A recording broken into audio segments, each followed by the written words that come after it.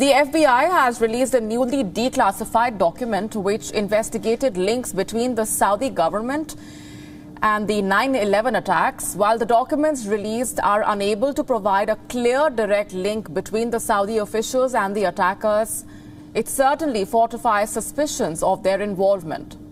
Families of the September 11 attack victims have long pushed for a deeper investigation into the possible role of the Saudi government.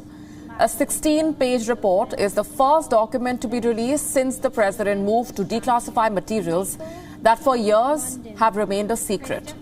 The document is a summary of FBI interviews done in 2009 and 2015 with a man who had frequent contact with Saudi nationals in the US and supported the first hijackers to arrive in the country before the attacks. The document released was still significantly redacted and did not offer a clear direct link between the Saudi government and the hijackers. There has been speculation of official involvement ever since it was released that 15 of the 19 attackers were Saudis. Osama bin Laden, the leader of the Al-Qaeda, was from a prominent family in the kingdom, according to documents that have already been declassified.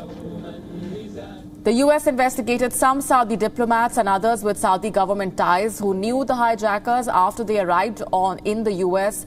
Still, the 9/11 Commission report in 2004 had found no evidence that the Saudi government as an institution was linked to the attack. The 2015 interview, however, that forms the basis of the document released now, was of a man who was applying for US citizenship and who years earlier had repeated contacts with Saudi nationals who had provided support to several of the hijackers. While the man's identity is redacted throughout the document, he is described as having worked at the Saudi consulate in Los Angeles. The Saudi government has long denied any involvement in the attacks, and the Saudi embassy in Washington has supported the full declassification of all records as a way to end what it called baseless allegations. The documents are being released when US-Saudi ties are fragile. The two nations have forged a strategic, if difficult, alliance, especially on counter-terrorism matters. Still, this document is a beacon of hope for the family members of those 9/11 victims who have sued Saudi Arabia for complicity. They now hope that stronger evidence will emerge when more classified materials will be released in the coming months.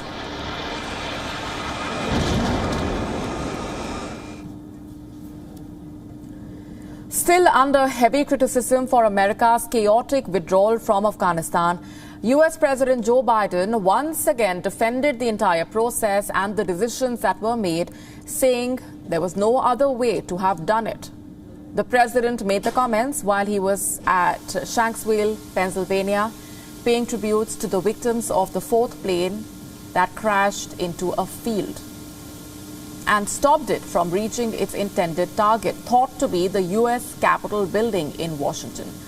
Biden said that it was not feasible to invade and stay in all the places Al-Qaeda is operating.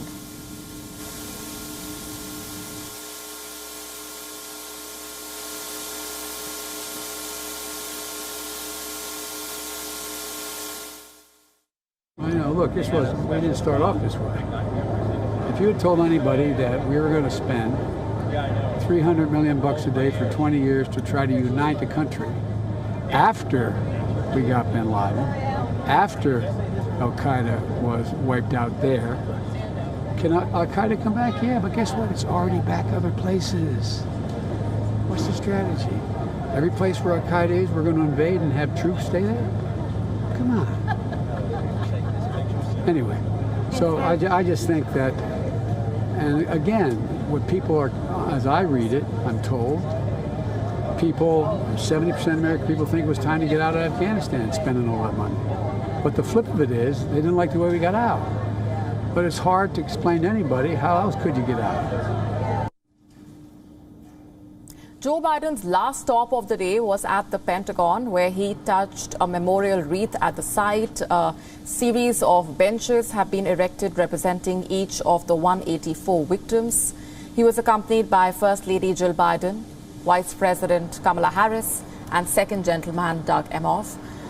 The 20th anniversary of the attacks was especially poignant this time, coming as it did shortly after the US ended its 20-year-long war in Afghanistan, which was started by then-President Bush to root out the Al-Qaeda, the terrorist group behind the 9/11 attacks.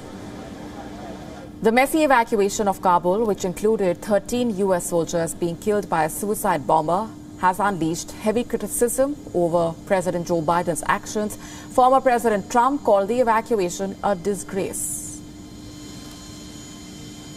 It was a disgrace. There was no reason. We had them totally locked down. They couldn't have done a thing. We could have stayed there for 10 years if we wanted. They couldn't have done a damn thing. We ran.